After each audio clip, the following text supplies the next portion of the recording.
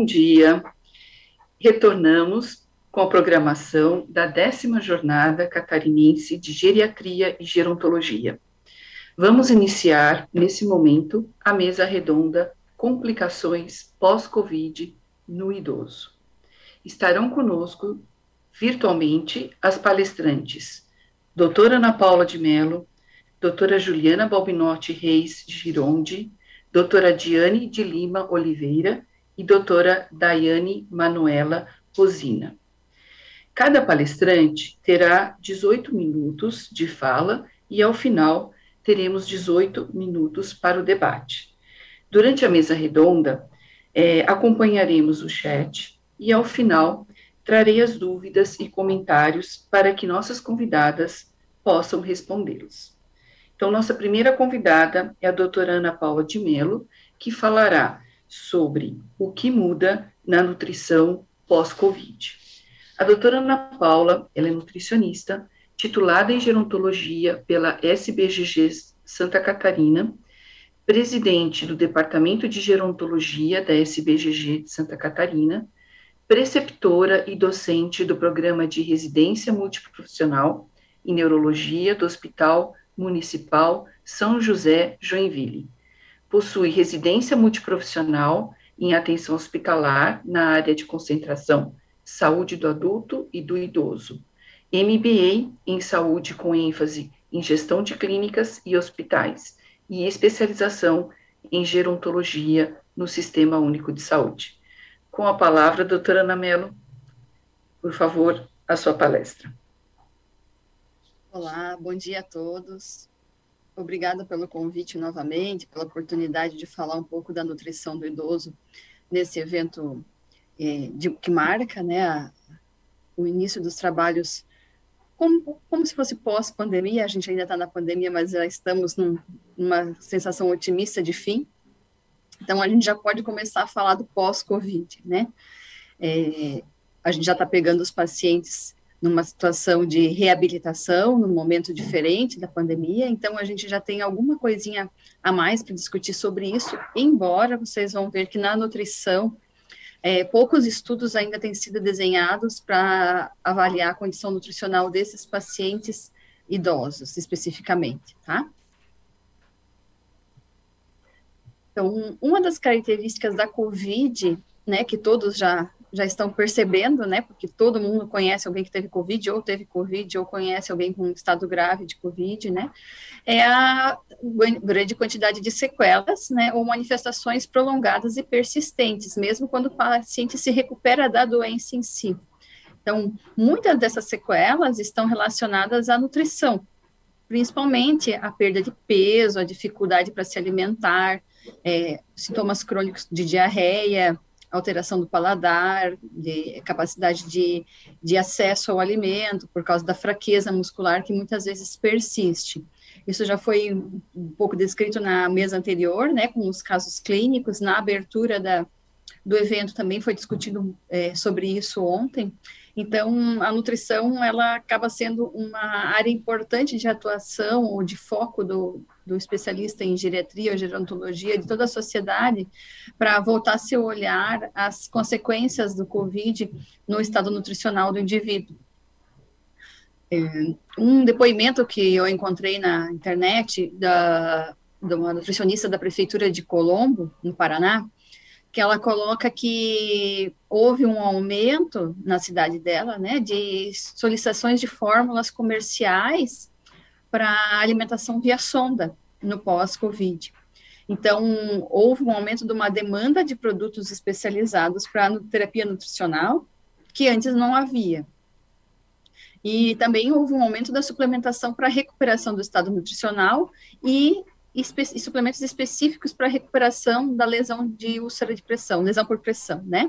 Então, o que acontece? Há um aumento de demanda financeira de recursos para a reabilitação, não só física, mas nutricional do paciente, e esses recursos muitas vezes são elevados, porque a nutrição especializada, a terapia nutricional, ela tem alto custo, tanto para o poder público, quanto quando o indivíduo resolve consumi-la individualmente, né, na sua casa.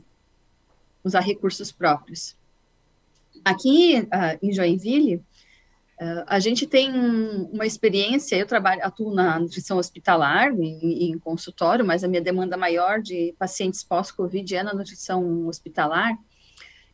A gente percebeu ao longo do final desse ano, né, ao longo desse ano de 2021, já no segundo ano da pandemia, que os pacientes de pós-Covid estavam sendo perdidos, né, no sistema público de saúde. Então, eles não tinham uma identificação especial, um acompanhamento diferenciado pelos nutricionistas, e muitas vezes eles ficavam sem acesso à informação ou acesso a uma orientação de qualidade para fazer essa reabilitação adequada. Então, numa interlocução entre as nutricionistas do Hospital Municipal São José, que é onde eu atuo, com as nutricionistas da atenção primária, que são do NASF, né, que fazem um apoio à unidade básica de saúde, ou a gente criou um grupo de WhatsApp, em que a gente faz uma contra-referência dos pacientes pós-Covid, que tem uma quantidade maior de sequelas e que precisam do atendimento especializado, principalmente em atenção domiciliar, para esses pacientes terem um retorno nutricional mais rápido. Então, de março para cá, que a gente começou a fazer essa iniciativa, 64 pacientes foram encaminhados por essa via, né, fora os outros que são encaminhados por outras vias, mas os que a gente tem um olhar diferenciado são esses pacientes, e somente 20 pacientes desses eram idosos. Então, quando a gente começou a fazer esse levantamento, e até para trazer para a apresentação para vocês, eu fiquei questionando, né, mas cadê os outros idosos, né? Então, um pouco do que já foi falado na mesa anterior, os idosos muito graves, né, que ficam com muitas sequelas, ou eles vão a óbito e não têm a oportunidade de se reabilitar, né? Ou são aqueles que, felizmente, não tiveram casos tão graves. Então, os pacientes que demandam mais atendimento, em maior volume, são os pacientes de meia idade, tá? Entre 40 e 50 anos. E quase todos os indivíduos, mesmo os mais jovens, apresentavam algum grau de disfagia, ou até uso de nutrição enteral, e 90% dos pacientes apresentavam lesão por pressão, e a grande parte dos pacientes lesão por pressão grau 3, 4. Então, pacientes que não são uma realidade na atenção primária com tanta frequência, agora estão aparecendo. Somente 5 pacientes não estavam com sobrepeso ou obesidade, e 2 pacientes com desnutrição, esses 2 casos eram de idosos. Então, veja, mesmo pacientes com muito comprometimento nutricional, eles têm uma história de obesidade prévia, mesmo os idosos, né, os adultos. Então, vai de encontro com o que a gente visualiza na internação durante o período de Covid, né, que o grande público do estado nutricional da Covid são os pacientes com excesso de peso.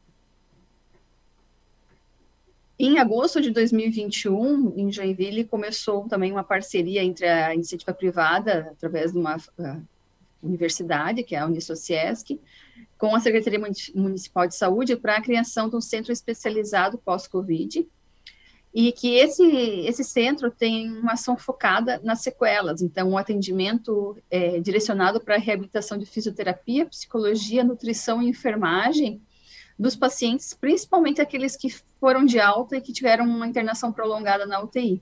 Então, a Secretaria de Saúde entra em contato com esses pacientes no pós-alta para fazer um encaminhamento para fazer a reabilitação nesse centro, e esse atendimento é feito através do desenvolvimento de um plano terapêutico singular.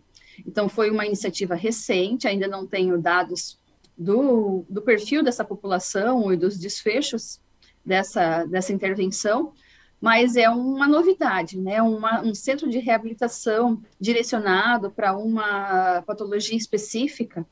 Então, mostra como a demanda de reabilitação é grande para esses pacientes e como ainda temos que investir nesse processo de cuidado, porque muitas pessoas com sequelas, idosas ou não, vão voltar à vida social demandando uma reabilitação mais intensa. Então, a alimentação adequada e saudável, ela acaba sendo uma ferramenta importante para combater esse déficit nutricional, ampliar a imunidade e fortalecer o organismo de quem passou pela Covid, tá? Então, mesmo naquele indivíduo que pelo índice de massa corporal é considerado sobrepeso ou obesidade, ele sai com um déficit nutricional pela carência da doença, né, pela internação prolongada, e a gente, na nutrição, costuma dizer que o IMC, ele não não é uma condição nutricional, ele é um indicador somente, tem muitos indivíduos com obesidade ou sobrepeso que são considerados desnutridos, né, então, no Brasil, desnutrição, o nome está muito associado à questão da inanição ou do baixo peso, mas o termo desnutrição em si, ele abrange qualquer alteração do estado nutricional, né? Então, uma alteração da nutrição, tanto para excesso de peso quanto para redução de peso. Então, esses pacientes podem ser considerados desnutridos também. Esse material, publicado aqui internacionalmente, traz uma carta do editor, falando um pouco sobre a questão da nutrição, das perspectivas no Canadá, da nutrição na pós-pandemia, né? E o que ele traz? Que a pandemia escancarou, isso num país desenvolvido, né? Para nós não foi uma novidade, mas só confirmou aquilo que a gente já sabe na nossa realidade de Brasil, que ela revelou vulnerabilidade de grupos populacionais específicos, principalmente daqueles idosos que vivem isolados, ou que não têm companhia, ou que foram forçados a ficar isolados durante a pandemia. Então, ela mostrou de uma forma muito mais escancarada como que a gente não sabe lidar com situações de dependência e de vulnerabilidade social, principalmente para a população idosa. Então, ele traz uma reflexão de que é necessário que os sistemas de saúde promovam mudanças para o suporte desses grupos. Então, o que fica claro é que no pós-Covid, né, o que muda agora, principalmente para a nutrição, não é tanto em termos de recomendações dietéticas específicas, quantidade de calorias, proteínas, ou micronutrientes, vitamina D, se a quantidade vai ser diferente do que a gente tinha de conceito antes, até porque não temos estudos ainda nesse sentido. Mas ele traz que o impacto vai ser na forma como o sistema de saúde enxerga a nutrição, enxerga a reabilitação nutricional e enxerga os seus clientes, né, os seus usuários que vivem em condições de isolamento ou estão em vulnerabilidade, porque o manejo não vai mais poder ser igual a antes. A gente está escancarando de uma forma muito, muito direta essa situação através da pandemia, que talvez fosse postergada por muitos anos ainda. Esse outro artigo, publicado também esse ano, ele traz uma perspectiva, né, do manejo nutricional diante da pandemia do coronavírus, né, do manejo nutricional de idosos, né? E uma das questões que ele traz falando um pouco sobre como que a gente está deixando claro que o papel da inflamação no estado nutricional.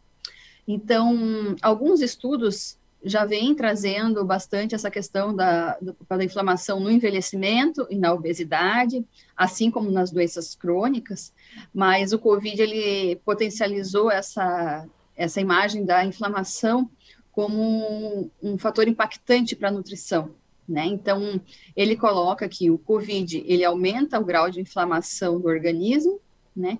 E essa inflamação vai levar a uma alteração nutricional pela liberação de catecolaminas pró-inflamatórias e que vão fazer uma alteração do metabolismo energético e proteico do organismo, né? Uma perda de massa muscular e uma resposta de redução do apetite também associada, e além disso, ele traz o papel da perda do olfato e do paladar nessa questão da redução da ingestão alimentar e da alteração do estado nutricional. Então, essas alterações, elas podem repercutir ao longo do tempo e não ficar só durante o COVID imediato. Então, a nutrição acaba tendo que aprender a manejar pacientes com inflamações crônicas, e com sequelas dessas inflamações crônicas, que já era associada à obesidade e às doenças, e agora potencializada pelo COVID.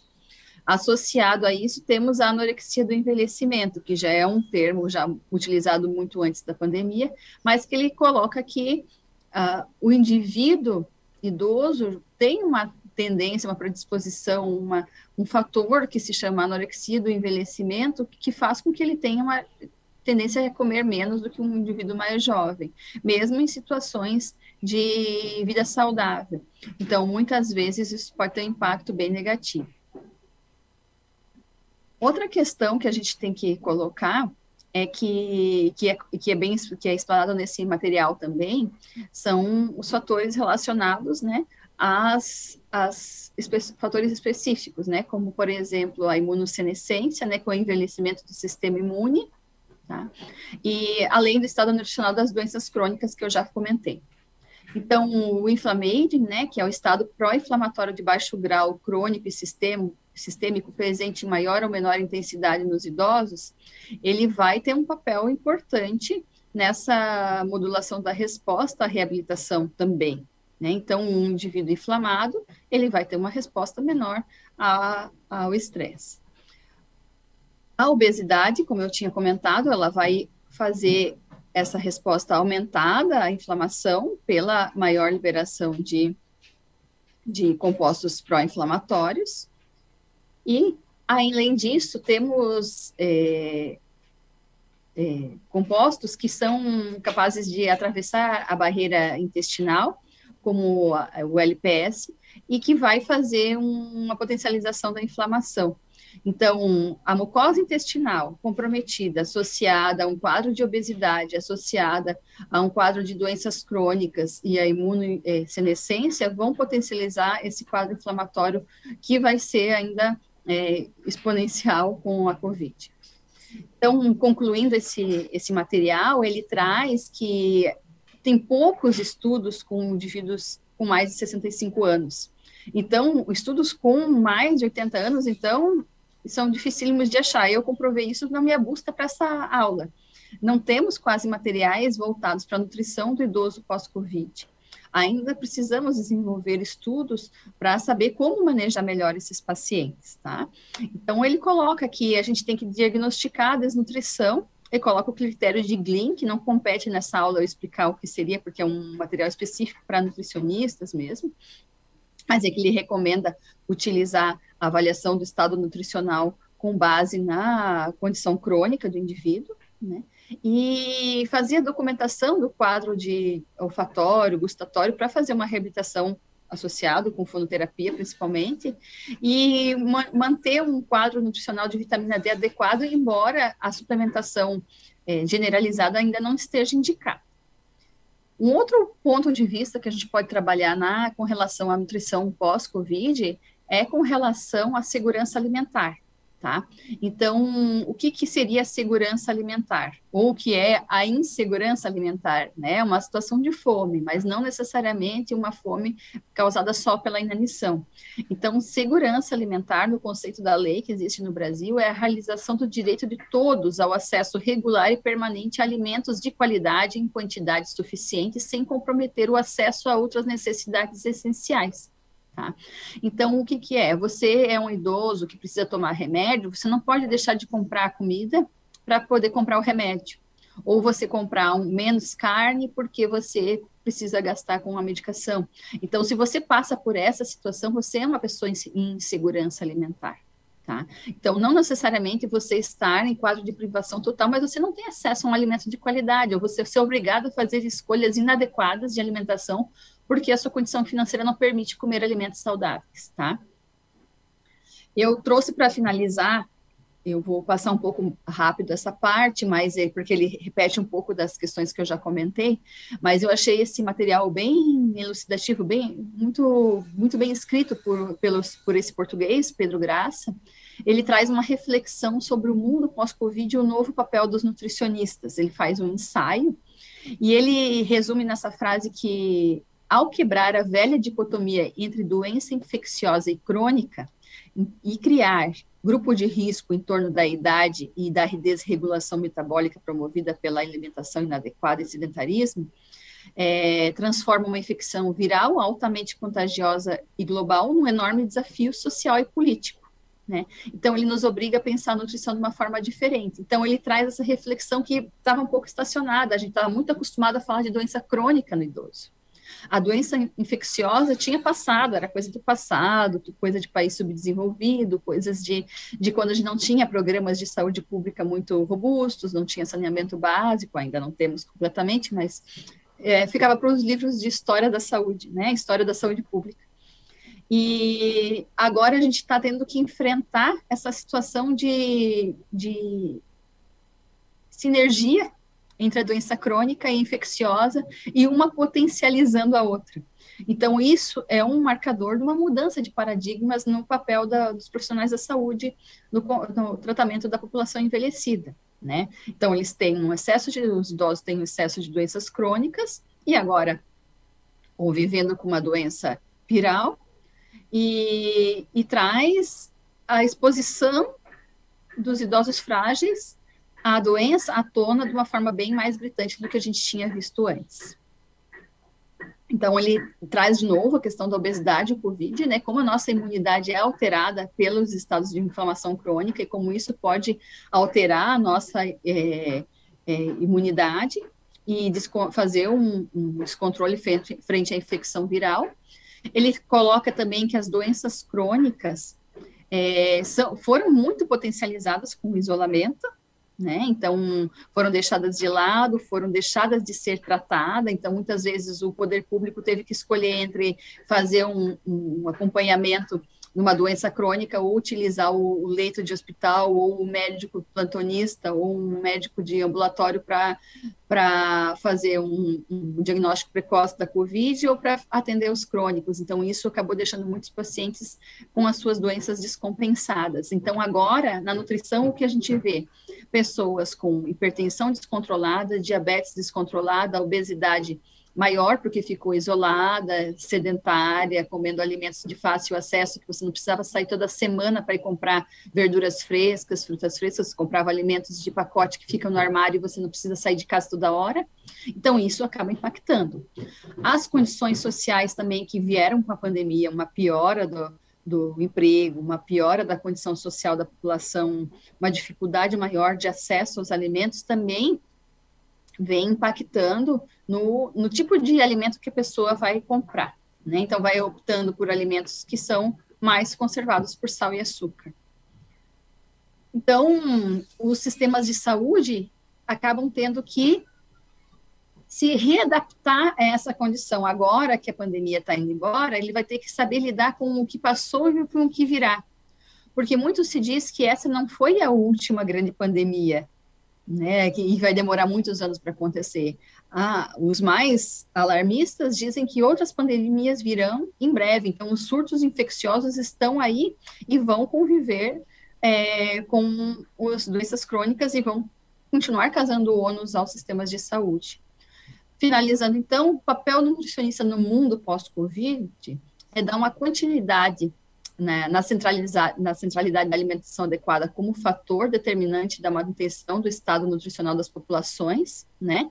Então, a gente tem que forçar cada vez mais a discussão da alimentação como norteadora da qualidade de vida, assim como a atividade física. Não dá mais para a gente empurrar isso com a barriga e levar isso para uma discussão secundária. E tendo visto que na Covid a nutrição teve um impacto muito grande na hospitalização.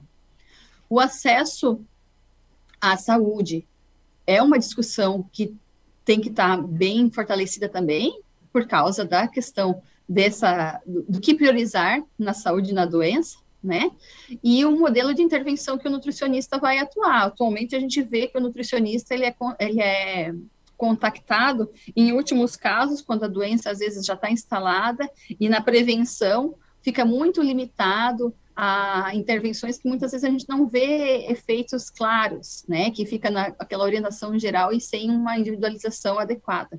Então, o modelo de intervenção do nutricionista, a partir de agora, vai ter que ser um pouco mais abrangente, tá? E uma outra questão que a gente tem que colocar é com relação ao teleatendimento, né, que era uma coisa que era muito questionada e que agora veio para ficar e que pode ser que a gente tenha que repensar os nossos códigos de ética e a nossa atuação de uma forma um pouco mais flexível, de forma que mais pessoas possam ser atendidas em situações de isolamento social. Finalizando também colocamos que a pandemia, ela existe no tempo e espaço com outras situações. O mundo enfrenta problemas globais de ambientais, problemas de desnutrição e obesidade. Então, isso tudo vai fazendo com que a gente tenha que lidar com vários fatores ao mesmo tempo que não estão isolados da discussão. O idoso está no meio disso tudo e precisa ter um espaço adequado para discussão também. Isso era o principal que eu queria falar, para não extrapolar mais meu tempo. E, para concluir, a gente pode falar que a nutrição, em termos de pesquisa, ainda precisa avançar nesse pós-Covid, principalmente na população idosa, mas ficam algumas reflexões de por onde começar a atuar daqui para frente. Obrigada.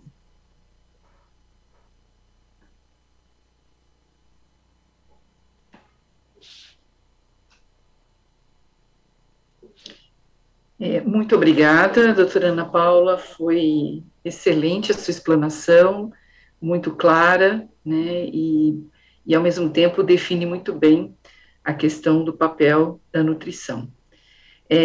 Nós agradecemos, então, muito, né, em nome da SBGG, e também agora a nossa próxima convidada, então, será a doutora Juliana Balbinotti Reis Gironde. Ela falará sobre lesão por pressão, especificidades no cuidado do idoso. A professora Juliana, ela é docente do Departamento de Enfermagem e do Programa de Pós-Graduação de Gestão do Cuidado e Enfermagem, mestrado e doutorado, na modalidade profissional da Universidade Federal de Santa Catarina. Estomaterapeuta pela TI-SOBESP, perdão, membro do Laboratório de Pesquisa e Tecnologias em Enfermagem, Cuidado e Saúde à Pessoa Idosa, o GESP, UFSC, e do Laboratório de Pesquisa e Tecnologias para o Cuidado de Saúde no Ambiente Médico Cirúrgico, o LAPETAC/UFSC, e também do Grupo de Apoio à Pessoa Ostomizada, o GAO, também da Universidade Federal de Santa Catarina. Bem-vinda, então, professora e doutora Juliana. Passo a palavra, então, agora para a sua...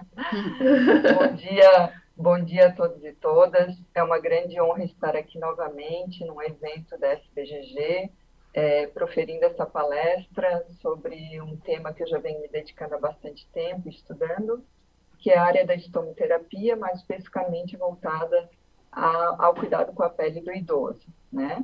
Então, agradeço à comissão organizadora por esse convite, por essa oportunidade, e parabenizo a minha colega, a doutora Ana, que me antecedeu na fala, pela sua brilhante exposição, e que muito vem contribuir com a minha fala também, porque a nutrição é um pilar muito importante em relação ao cuidado da pele com o idoso, principalmente quando nós falamos sobre as lesões por pressão. Então, vamos lá.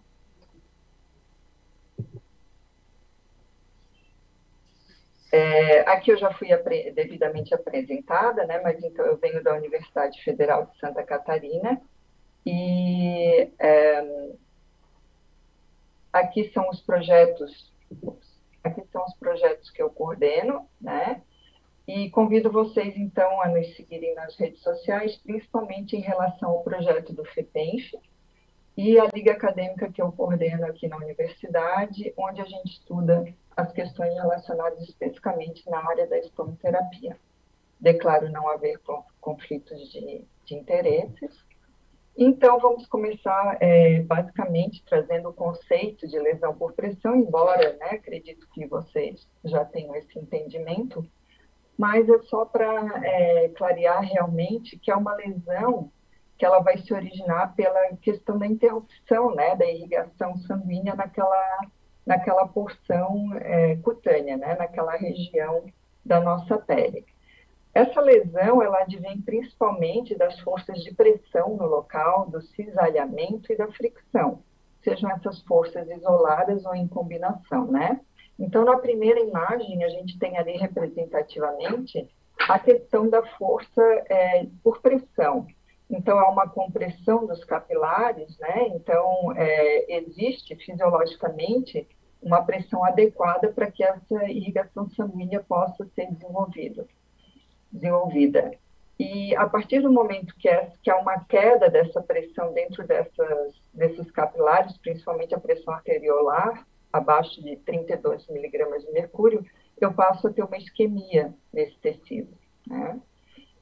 As forças de cisalhamento, elas têm uma forte relação entre a gravidade e a fricção. Então, nós sabemos que tem uma força gravitacional que faz, né, que exerce um peso que empurra o nosso corpo em direção, né, para baixo, em direção à gravidade, e em contrapartida nós temos também a força de fricção, que é uma resistência, né, entre o corpo desse paciente, desse ser, e a superfície de suporte que ele está. Então, seriam forças atuando em sentido contrário, né, em oposição. Então, isso significa o cisalhar, tá?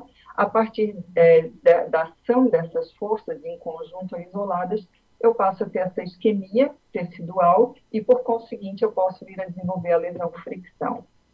Mas, além dessas forças, né, os últimos consensos, eles trazem muito forte, e que isso precisa estar muito claro a todos nós que lidamos com esse idoso, a questão da tolerância do tecido, né? Então, cada ser humano tem uma tolerância tecidual. E essa tolerância, ela está diretamente relacionada tanto a fatores externos ao nosso corpo, quanto aos fatores internos. Se nós pensarmos nos fatores intrínsecos, aqui como a nossa colega a doutora Ana já trouxe, a questão da nutrição, quanto isso interfere na questão do nosso tecido, né, na tolerância desse tecido a essas agressões. E a questão da idade é algo muito forte. Então, idosos, mais idosos, eles têm uma propensão muito maior a desenvolver as lesões por pressão. Só relembrando, né, os estágios do estadiamento da lesão, ela vai de 1 até a lesão, até o estágio 4, e depois nós temos outras classificações que foram implementadas e revistas no último consenso em 2016. Então, no estágio 1, nós sabemos que é uma lesão que tem um eritema não branqueável, que se apresenta nessa forma de eritema, né, que não embranquece mais. No estágio 2, eu já tenho uma ruptura da epiderme, e eu posso ter, inclusive, a presença de flictenas no local. Entre o estágio 3 e 4, eu tenho já uma exposição tecidual, sendo que no estágio 3 eu não tenho um comprometimento de estruturas mais profundas, como tendões, ossos, né? E ao passo de que no estágio 4 eu já tenho uma perda tissular importante. Então, eu já tenho perda tecidual significativa. E aí eu vou ter um processo de reparo muito grande, o que demanda um grande gasto metabólico desse organismo. A lesão por pressão não estadiável é essa lesão, né, coberta por essa capa necrótica, onde essa capa representaria, né, analogicamente falando, a ponta de um iceberg. Porque a partir do momento que eu passo a desbridar essa lesão, eu vou ver que a extensão dela é muito maior. Então, eu intitulo essa lesão como não estadiável, porque visivelmente eu não consigo identificar o grau dessa perda tecidual, né, o grau dessa agressão. E aí o consenso traz três novos estadiamentos que são muito importantes e que aqui eu gostaria que vocês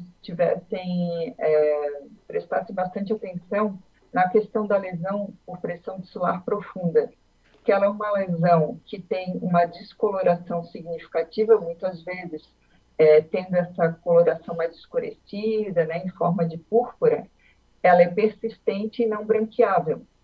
E muitas vezes a lesão causada, né, a lesão por pressão não clássica, que seria a lesão causada pela COVID, ela vai apresentar características similares à lesão por pressão tissular profunda.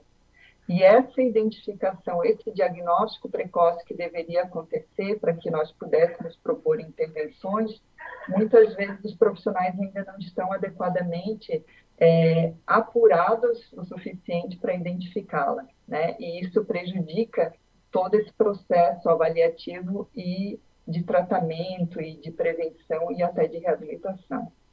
Nós temos lesões por pressão relacionadas ao dispositivo médico, que até a era da pandemia eram lesões de difícil diagnóstico, né, de difícil identificação e manejo, e com a questão da pandemia, essas lesões passaram a ser quase que prioritárias, né? Então, são lesões por pressão não clássicas que passaram a tomar uma proporção e uma visibilidade muito grande, haja vista que afetou não só os próprios idosos e pacientes, mas também os profissionais de saúde. E a lesão por pressão em membrana mucosa, que também é uma lesão por pressão não clássica, mas que também é de difícil diagnóstico e, consequentemente, né, difícil manejo.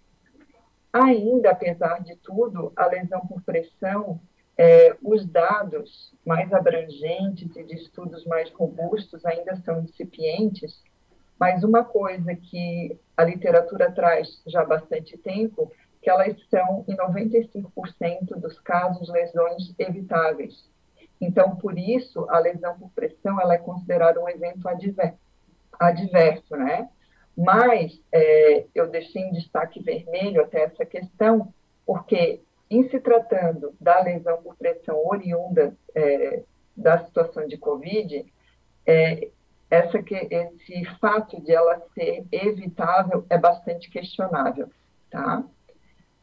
Então, eu chamo aqui a atenção também para ainda as terminologias inadequadas que muitos profissionais utilizam, né? Trazendo a questão de úlcera por pressão, de escara, de ferida por pressão, úlceras de decúbito. Então, essas são terminologias em desuso já há bastante tempo e que, por vezes, gera uma dificuldade de compreensão desse processo.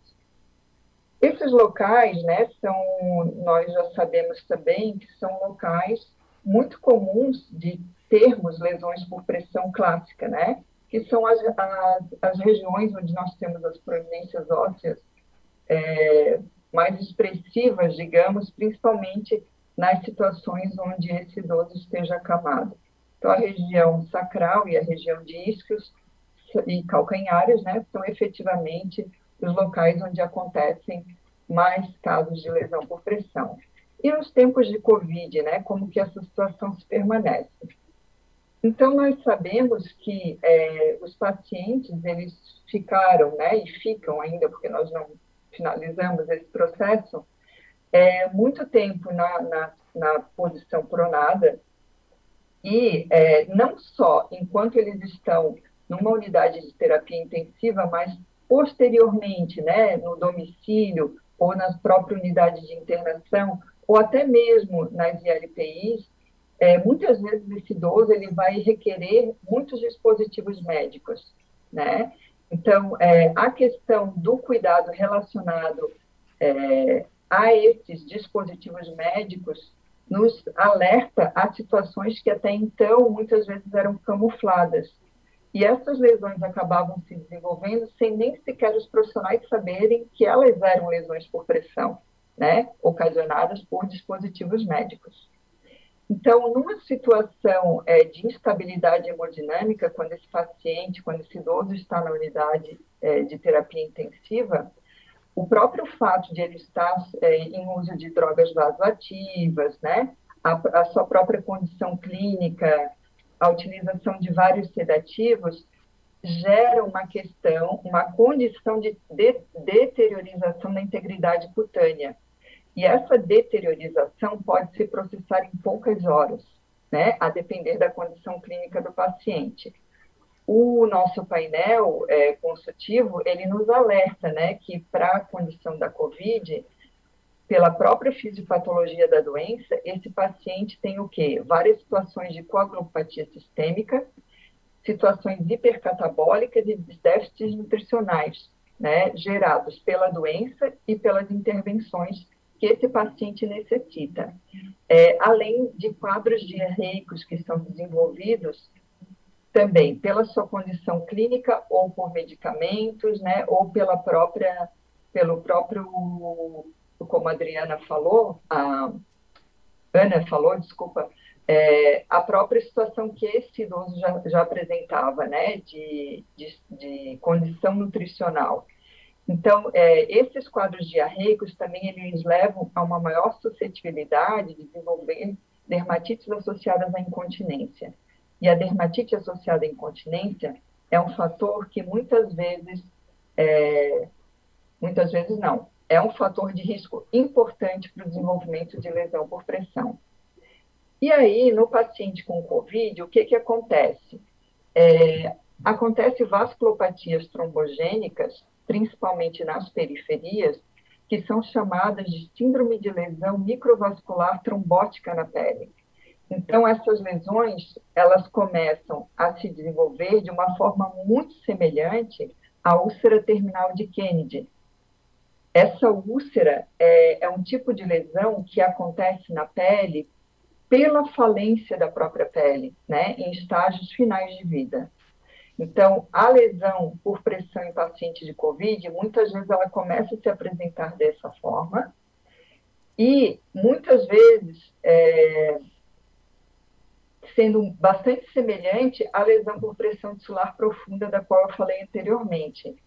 E muito rapidamente acontece essa deteriorização da pele e rapidamente esse quadro evolui o quê? Essa isquemia local vai produzir, claro, a morte dessa célula epitelial e isso vai desenvolver necrose, né, no local e rapidamente vai aumentando a questão desse dano tissular. Associada a toda a condição do idoso, né, nós já sabemos que o idoso, por si só, como todo envelhecimento, ele tem também o envelhecimento cutâneo. Então, eu chamo a atenção o quê? Para as forças, ali a força de junção dermoepidérmica, né? Que é um afrouxamento dessa junção. Então, automaticamente, a pele está mais suscetível a todas essas forças, né, externas, seja de pressão, fricção, cisalhamento e umidade. Fora todo o contexto, né, no qual esse idoso está inserido, que a nossa colega já trouxe amplamente, mas desde situações clínicas, situações sociais, psicológicas, espirituais, né, assim como todos nós. Mas nós sabemos que o idoso ele está mais suscetível a determinadas situações de incontinência, de doenças crônicas, né, de doenças arteriais e assim por diante. Muitas vezes esse prejuízo é muito maior do que ele parece ser. Então, aqui nós temos uma lesão por pressão, né, pós-Covid, onde nós temos ali o quê? A questão do descolamento. Então, essa lesão, ela tem, olhando, né, assim, sem uma avaliação tão precisa, ela tem um determinado diâmetro. Mas se a gente pensar na questão do descolamento, ela tem quase o dobro, né, do seu tamanho. Os painéis consultivos, eles são muito claros e trazem como base os cuidados preventivos com a pele, a importância da avaliação do risco, a questão da terapia nutricional, as estratégias de reposição e mobilização e as superfícies de apoio, de suporte, né? Então, em relação à questão dos cuidados preventivos, manter essa pele íntegra e seca é o padrão ouro, né? É a estratégia número 1 de manutenção. A limpeza, ela deve ser processada com produtos que tenham um pH fisiológico, então produtos levemente acidificados ou neutros, para mantê-la limpa e seca. Após isso, nós temos que ter um cuidado muito importante com essa hidratação cutânea. E essa hidratação, ela vem através da própria reposição hídrica, né? Assim como do uso de cremes, sejam eles umectantes, emolientes e assim por diante, a depender da pele desse idoso. E o gerenciamento da umidade é algo extremamente relevante, porque essa umidade vai alterar o microclima da pele e, por conseguinte, fazer essa pele ficar mais suscetível, né? Então, nós dispomos no mercado de vários produtos que são desde cremes, sprays que formam barreiras, que formam películas protetoras nessa pele, até dispositivos que possam nos ajudar no manejo, no gerenciamento dessa umidade. Então, pacientes com diarreia, por exemplo, né, diarreias intensas, nós temos sistemas de controle de incontinência fecal, que é uma sonda, né, que é inserida, e aí eu passo a ter um controle efetivo dessa perda também, e faço o desvio das fezes, né, de forma com que elas não tenham contato com a pele. Nós temos também à disposição plugs anais que possam ser utilizados para o controle desses quadros, né? Então, muita atenção a lesões que são exudativas, né? Feridas, pacientes incontinentes, estomas que tenham drenagens, vazamentos e fístulas. A questão da avaliação do risco e avaliação da pele, então, basicamente, né, isso vai se processar através da inspeção em busca da hiperemia não reativa, porque ela é o sinal clássico do desenvolvimento da lesão por pressão. E a avaliação do risco a gente vai fazer através do uso de várias escalas preditivas, que nós dispomos de várias na literatura, né? Mas uma das mais amplamente utilizadas e validadas para a língua, para a nossa realidade, é a escala de Braden, que muitos possivelmente já conhecem, ouviram falar, que é uma escala onde nós temos 6 subescalas, né? Onde são avaliadas, claro, a questão sensorial da pessoa, a exposição à umidade, a sua atividade, mobilidade, o aspecto nutricional e as forças de fricção e cisalhamento. Ao fim dessa avaliação, nós vamos ter um score, né? E o score vai estar muito elevado quando essa pessoa tiver uma suscetibilidade muito grande a desenvolver as lesões por pressão. A questão da avaliação e tratamento nutricional, a nossa colega já falou amplamente. Então, outro aspecto muito importante é a reposição e a frequência desses posicionamentos, né? Então, hoje a gente não fala em mudança de decúbito, a gente fala em reposicionar esse paciente, porque o objetivo principal é distribuir a pressão, né? É distribuir aquela pressão que está naquela proeminência óssea. Sabemos que isso não é possível na sua totalidade, porque só se o idoso, né, conseguisse flutuar. Mas nós temos que utilizar de todas as estratégias para distribuir essa pressão, certo? Isso nós fazemos através desse reposicionamento constante, do alívio da pressão e do uso de superfícies de apoio adequadas. Então, a literatura, ela traz, né, a questão da frequência desses reposicionamentos, da forma de manejar esse paciente sem arrastá-lo no leito, da forma adequada de transferir, de posicionar, né, e fazer o alívio de pressão em cadeirante também.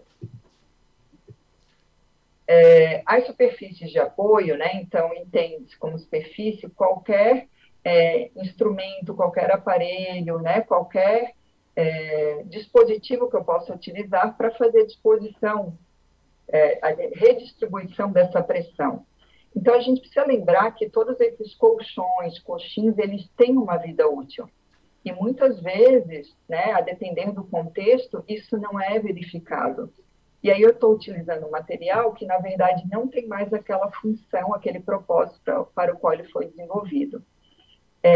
Hoje, o que se tem de padrão ouro é a utilização de colchão de espuma de alta especificidade e os colchões, né, e coxins pneumáticos. Ainda, né, nós temos várias coberturas que podem ser utilizadas para ajudar na redistribuição dessa pressão, mas o padrão ouro para prevenção seriam as espumas multicamadas, que é onde vocês conseguem visualizar, né, nessa imagem, uma espuma de 5 camadas.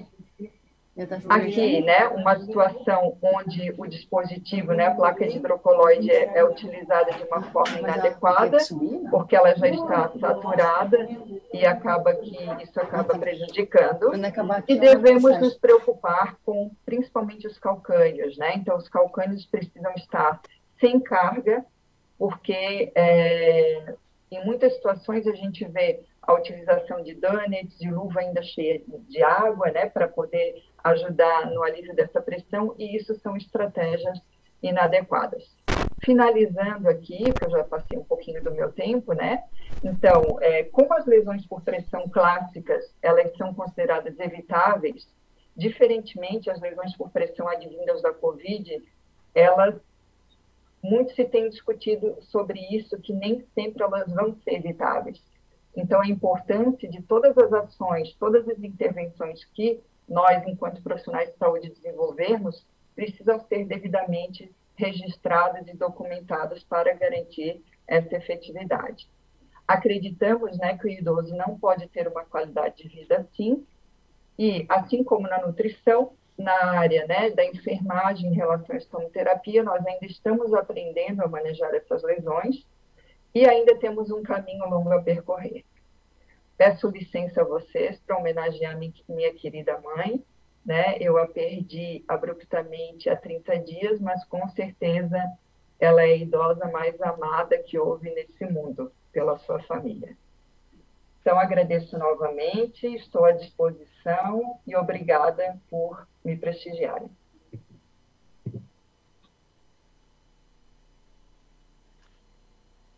Então, professora, doutora Juliana, muito obrigada, né, pela sua presença, pela sua participação, por toda a sua dedicação, né, seus estudos. Nós somos colegas de departamento e eu vejo o seu empenho e a sua dedicação em relação a essa temática e o seu carinho também pela pessoa idosa. Então, agradecemos muito mesmo. Você, como sempre, abrilhanta, né, os nossos encontros. Tá? Muito obrigada, professora doutora Juliana. Então, agora nós vamos chamar a nossa próxima convidada, que é a doutora Diane de Lima Oliveira, que falará sobre disfagia em idosos pós-Covid-19. Então, a doutora Diane, ela é fonoaudióloga da Unidade de Reabilitação do Hospital Universitário UFSC, EBSER. Ela é formada pela Universidade Federal de Santa Maria, UFSM, Rio Grande do Sul.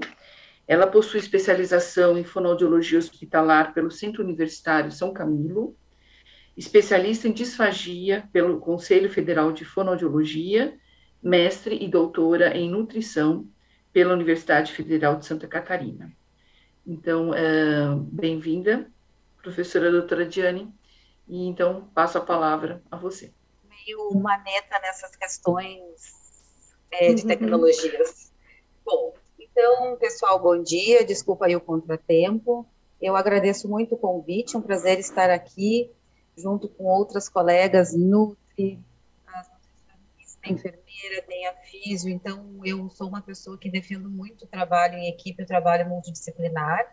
A minha experiência maior com Covid-19 em pacientes em unidade de terapia intensiva, tá? Então eu vou trazer um olhar um pouco mais voltado nesse sentido, tá? Então eu vou comentar um pouquinho sobre as alterações da ventilação na deglutição, né? Direcionando um pouquinho mais para o idoso, os impactos da intubação orotraqueal e da traqueostomia no processo de deglutição e o que a gente tem sido feito, né, no nosso hospital, na nossa unidade. Então, este é o protocolo assistencial de pacientes hipoxêmicos da UTI do Hospital Universitário, e eu trouxe esse fluxograma para mostrar que o fonoaudiólogo ele não vai avaliar o paciente somente no momento pós-intubação, né? Até porque muitos pacientes idosos acabam não sendo intubados, conseguem ser manejados frente a uma vigilância respiratória somente. Então, nós vamos atuar nessa condição, né, diante a vigilância respiratória, através dos rounds que nós realizamos diariamente com todos os membros da equipe. A gente consegue ter uma noção do momento em que a gente pode, então, fazer essa avaliação, né, o paciente que está com uma saturação acima de 93%, conseguindo manter, às vezes, uma máscara de reservatório com um pouco mais de 10, 12 litros, mas é um paciente que não está tão taquipneico, então a gente pode tentar fazer uma avaliação com volume de alimento e identificar a consistência mais adequada nesse momento. Geralmente a gente opta por alimentos mais homogêneos, né, com consistências mais fáceis, vamos dizer assim, para serem manejadas, porque a própria mastigação já é uma função que cansa muito esses pacientes. E aí, é claro,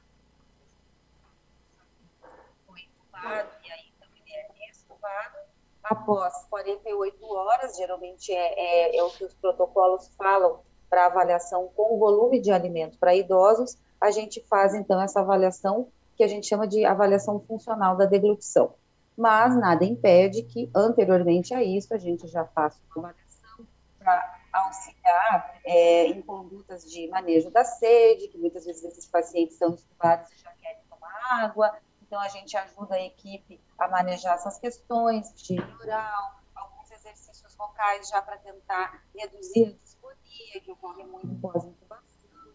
Então a gente consegue trabalhar de outras formas que não só a questão da alimentação, né? E aí, tudo isso para tentar evitar a broncoaspiração, que, na verdade, pelo fato dos pacientes com Covid terem, além de outras questões, né, que a gente sabe, a insuficiência respiratória, isso por si só já é um risco, né, já expõe um risco de broncoaspiração, mas a gente tenta, então, adequar, avaliar esse controle entre respirar e deglutir, para ver, então, se há possibilidade de manutenção de uma via oral, suplementada e de acordo com a nutrição ou a inserção de uma via alternativa de alimentação. Bem, e essa preocupação, né, em relação ao controle de deglutição e ventilação, ela é importante pela própria questão anatômica, né? Então, a faringe, ela exerce um papel importante tanto como tubo digestivo, mas também como via aérea, porque uma parte dela, em dado momento, passa o ar, vem do meio externo para o meio interno. A laringe, por sua vez, faz parte da via respiratória, mas é uma cartilagem, uma estrutura extremamente importante para a proteção de via aérea inferior. Quando nós deglutimos, ela eleva e anterioriza a um fechamento do vestíbulo laríngeo, né, que no idoso já há uma tendência de ter um certo atraso desse fechamento, mas com o processo de envelhecimento, as coisas vão acontecendo paulatinamente, então vai havendo compensações, que não necessariamente um idoso dito saudável terá um problema de deglutição, mas esse fechamento laríngeo ocorre, né, no momento que nós deglutimos, pregas vocais se fecham, a epiglote ela dá uma leve horizontalizada e ajuda a fechar, então, esse ádito da laringe, deixando esse alimento transitar mais livremente para a via digestiva, tá? E quando nós deglutimos, além de todas essas questões, como proteção de via aérea, tem a pausa respiratória, que no idoso ela é um pouquinho maior, né? E que quando deglutimos líquidos também. Então, isso justifica muitas vezes quando a gente deglute o líquido já num estado de uma condição, vamos dizer assim, de frequência respiratória um pouco mais elevada. Então, essa pausa respiratória, ela pode predispor o indivíduo com Covid a uma fadiga, né, e uma dessaturação nesse momento. O que os estudos falam, e aí tem essa fonoaudióloga, a Beth Martin Harris, ela é uma estudiosa dessa área da nutrição, e o que normalmente acontece em adultos saudáveis é uma expiração após o momento de deglutir, o que também configura uma proteção de via aérea, né? Porque qualquer alimento, saliva, secreção, se fica em via respiratória, essa expiração ajudaria a mover esse material, tá? E algumas pessoas, elas inspiram e outras expiram antes da deglutição. Mas o mais interessante é essa manutenção de expiração. Quando esses pacientes, então, não conseguem manter a saturação de oxigênio, ou por conta de rebaixamento de nível de consciência, e necessitam de uma ventilação mecânica, esses pacientes são intubados. Então, se nós formos pensar, mesmo que o tubo orotraqueal ele esteja posicionado, não numa situação de emergência, numa situação de tranquilidade, com o tamanho adequado para a estrutura física da pessoa, ainda assim, a partir de 24 horas já é considerado como risco de disfagia, tá? Muitos pacientes acabam fazendo aspiração silente, né, sem sinais clínicos, então o grande problema de já sair ofertando água para paciente que pede água, né, logo após a extubação, e aí nós teremos então algumas alterações funcionais, poderemos ter, né, em fase oral e faríngea. Então, se nós formos ver ali, a língua vai ficar paradinha, o tubo vai ficar passando bem no meio da laringe, né? Não vou conseguir ter, não vai ter uma coagulação de fluidos bucais, a língua vai tender a uma hipotonicidade, a laringe também vai ficar imóvel. Então, são alterações que predispõem a disfagia. Quando, então, essa ventilação mecânica torna-se prolongada e há necessidade de fazer uma traqueostomia, que na maioria das vezes é um procedimento executado, e aí, claro, depende de cada paciente, tem toda a questão de discussão clínica e prognóstico, mas mais ou menos assim, em torno de uns 14 dias, começa a se ver, então, essa possibilidade da tráqueo. E a traqueostomia, nesse caso, ela vai ser uma traqueostomia plástica com balonete, né, por conta da ventilação mecânica, e aí nós também teremos alguns prejuízos, né, então, toda aquela estrutura laríngea ali que está acima da traqueostomia vai ser considerada como espaço morto, não terá passagem de ar, não terá coaptação de pregas vocais, como também uma alteração mecânica do olfato, porque não vai estar passando o ar na cavidade nasal, e pode ocorrer também uma limitação, né, da elevação laríngea, já também predisposta por uma situação prévia desse paciente, uma condição prévia, uma perda de pressão subglótica, e que são situações, né, essa perda de pressão subglótica é uma situação que vai afetar bastante também proteção de via aérea inferior, né, então vai tende a reduzir, por exemplo, a força, né, de uma tosse, que nós precisamos como defesa, né, tanto a tosse reflexa como a tosse voluntária são importantes para a defesa do paciente, caso algum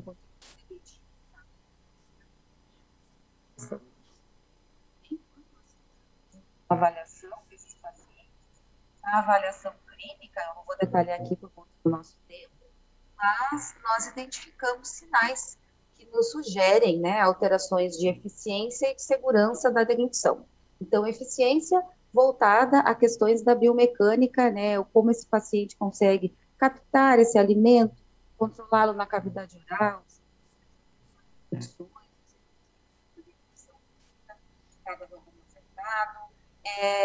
voltadas também para a questão da segurança, no sentido daqueles sinais clássicos, daí que todo mundo conhece, né, tosse, gasgo, a voz molhada, que é aquela voz mais como se fosse gargarejada, né, que indica que tem saliva, secreção ou alimento, né, deglutido na mucosa de pregas vocais, né, então isso pode estar ali falando com aquela voz molhada do momento nasal, pode significar uma alteração de sensibilidade laríngea, então são sinais que nos indicam o quanto esse paciente consegue, de fato, deglutir de uma forma segura e eficiente, vezes é necessário a indicação de avaliação objetiva da deglutição, né?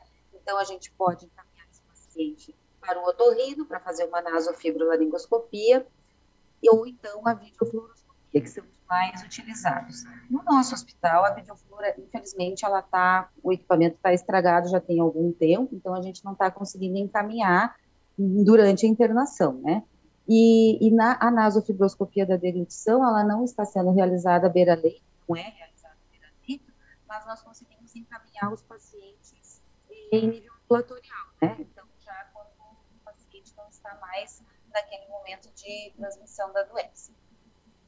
Então, a disfagia orofaríngea, nesses pacientes idosos com Covid-19, ela vai estar relacionada, por tudo que nós comentamos, com a insuficiência respiratória, mas também ela tem relação com condições clínicas pré-existentes, né? Então, as meninas já haviam comentado algumas situações, mas o idoso, ele é uma pessoa já predisposta a doenças neurológicas prévias, né?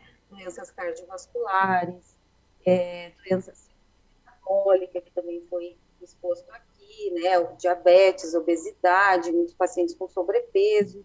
Então, isso já pode causar impactos, né, no prognóstico e, consequentemente, nesse desempenho da deglutição.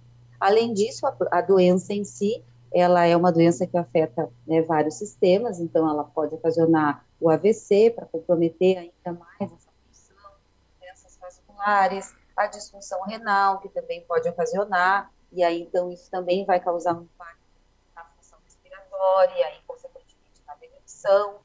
A questão da fraqueza, fadiga, né, a diminuição da resistência muscular, que também pode estar relacionada a essa condição nutricional prévia, né, a questão da, já em função da idade, previamente à COVID, de uma redução de massa muscular, como as meninas também comentaram, né, a imunossenescência, tudo são fatores que vão se somando, né, e aí acaba, então, contribuindo, porque se nós formos pensar em musculatura global, né, para a deglutição, a musculatura laríngea, faríngea, musculatura de lábios, bochecha, língua, acaba todas elas entrando nesse pacote, né.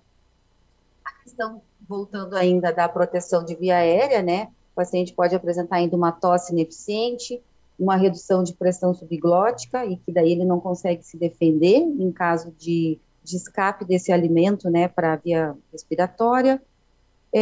Alguns pacientes referem mais no início dos sintomas, mas outros pacientes ficam com alteração de olfato, de paladar por mais tempo, e isso também pode impactar na inapetência, na desnutrição, na desidratação, a deglutição, existe o que a gente chama de fase antecipatória, né, aquele momento em que a gente sente o aroma do alimento, já começa a lembrar com uma infecção de cor, então tudo isso acaba ficando alterado nesses pacientes, né, então nos atrapalha bastante. A dor para deglutir, que às vezes pode estar relacionada até com a presença da sonda nasointeral, e a xerostomia, né, a xerostomia é envolvida em vários aspectos.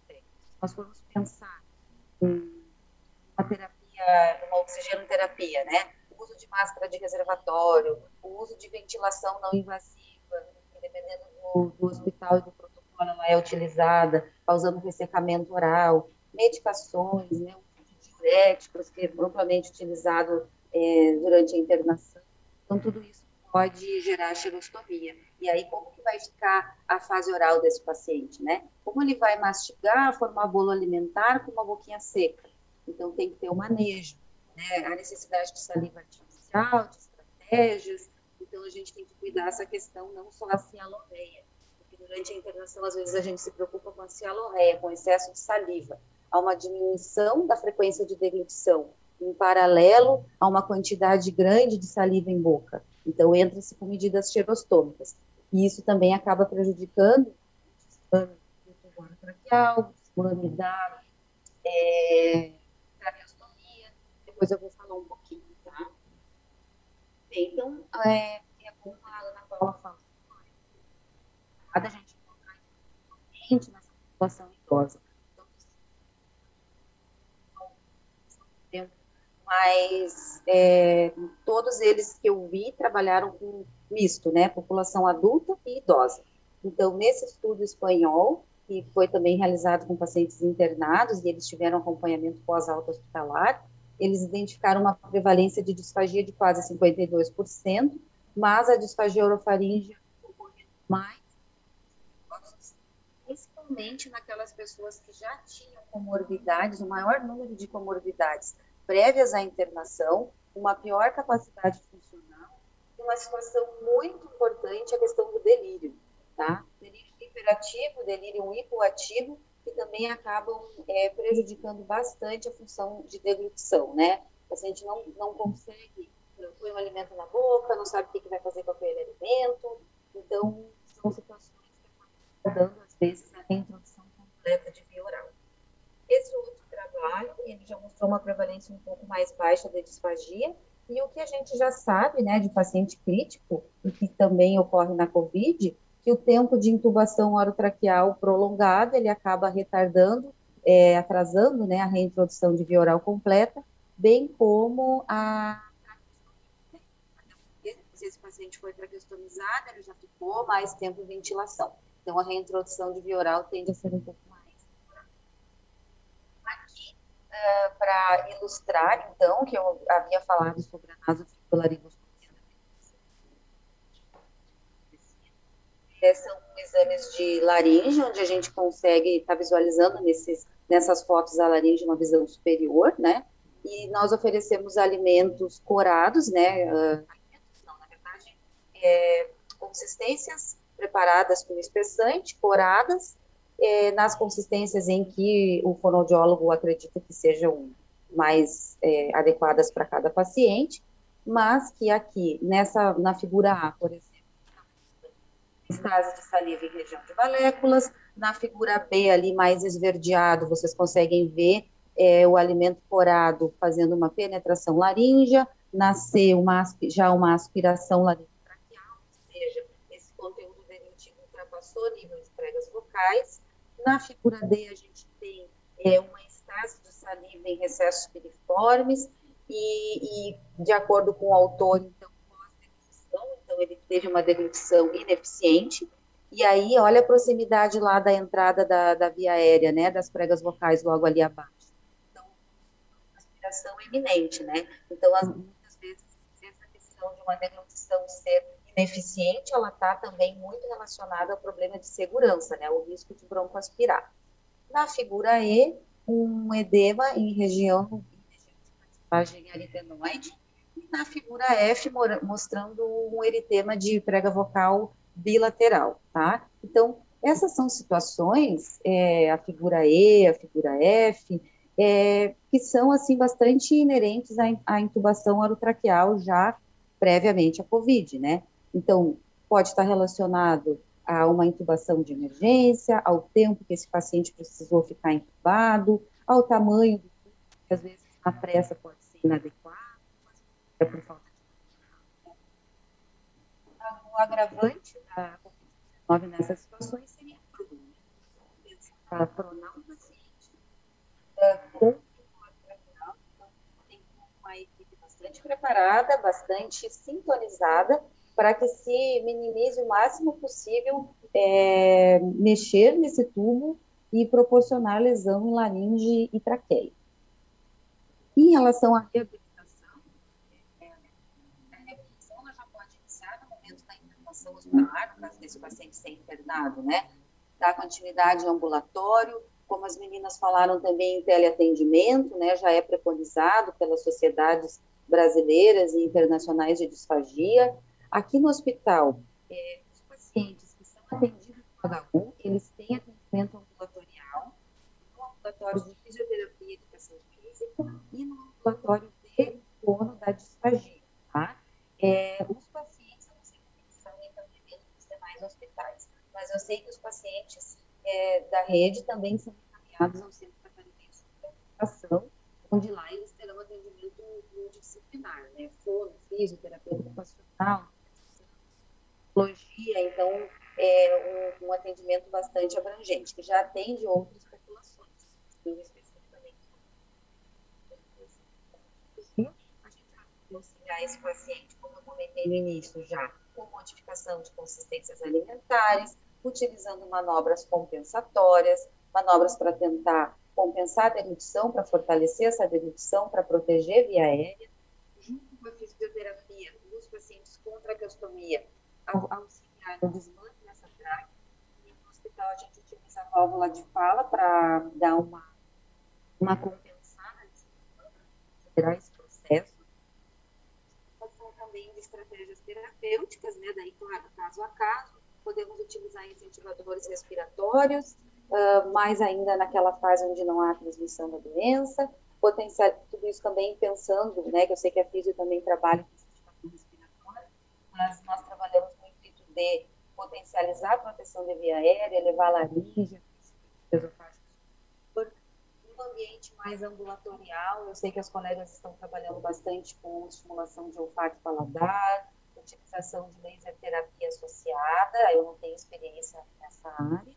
E no caso das disforias, a terapia vocal, tá? Em pacientes que têm paralisia de prega vocal, vai dar acompanhamento nesse sentido.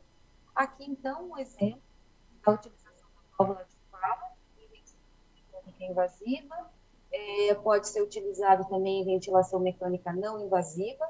É um trabalho realizado em conjunto com a físio, então eu não atendo sozinho, o fisioterapeuta fica ali monitorando todos os parâmetros, em paciente mais hemodinamicamente estável, com pressões fortes, ou pressão controlada já reduzida, sem necessitar um FO2 muito elevada, mais com condição de contexto, tá? O paciente não permanece com essa válvula, até porque eles cansam bastante, então é mais para tentar sensibilizar a laringe, tentar se comunicar, dependendo do paciente, ofertar um mínimo volume para treino de deglutição.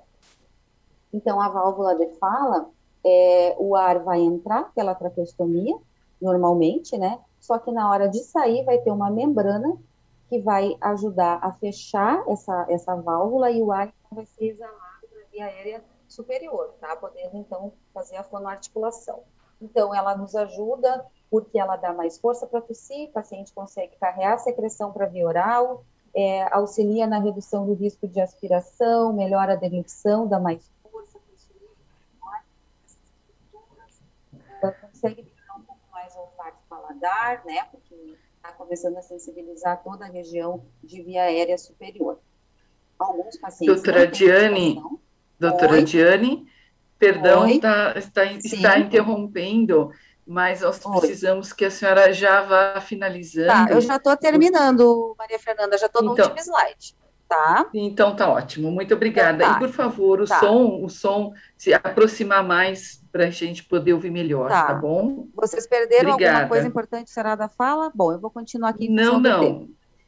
Pode continuar. E aí, como eu disse, eu já estava no finalzinho, né? Então, aqui, nossa equipe multidisciplinar, que a gente atende sempre em conjunto, como a gente fala, às vezes vamos fazer um mutirão, então vai o físio para já ajudar, que eu falava inadequadamente mudança de decúbito, mas agora eu já aprendi que é reposicionamento do paciente, né? E aí, então, terapia ocupacional, físio, fono, todo mundo tenta dar a sua contribuição, então, para melhorar as condições desses pacientes. Muito obrigada a todos. Nós que agradecemos, doutora Diane, foi excelente a sua palestra, e nos desculpamos, né, pela um pouquinho da dificuldade do som. Nós havíamos conversado anteriormente para ela falar mais próximo do microfone, e assim ela, né, se esforçou para fazer. Então, pedimos desculpas caso houve alguma dificuldade, mas eu tenho certeza que a sua explanação chegou a todos e de uma maneira muito clara, foi ótima. Parabéns, muito obrigada. Então, agora nós iremos convidar a nossa última convidada, né, a doutora Daiane Manuela Rosina. Ela falará sobre a reabilitação cardiopulmonar no pós-Covid-19. E o currículo dela, ela é fisioterapeuta, formada pela UNO Chapecó, que é a Universidade Comunitária do Oeste. Ela é pós-graduanda em fisioterapia cardiorrespiratória pela Faculdade Inspirar Florianópolis, fisioterapeuta concursada pela Prefeitura Municipal de Chapecó, curso de prova de função pulmonar, espirometria, Faculdade Inspirar. Também possui o curso de ventilação mecânica de A a Z, também pela Faculdade Inspirar, curso de reabilitação cardiopulmonar, e curso de home care e abordagem de terapia do sono, também pela Faculdade Inspirar Florianópolis. Possui experiência profissional na área hospitalar, em HRO, que é no Hospital Regional do Oeste de Santa Catarina, e também atuou no Hospital Materno-Infantil Augusta Bonner, e fisioterapia home care, em reabilitação cardiorrespiratória, adaptação de CPAP e BIPAP. Então, passo a palavra, doutora Daiane, e desejo uma ótima palestra. Eu agradeço a oportunidade de falar um pouquinho sobre o trabalho da fisioterapia na reabilitação pós-Covid, né? É algo ainda muito novo para nós.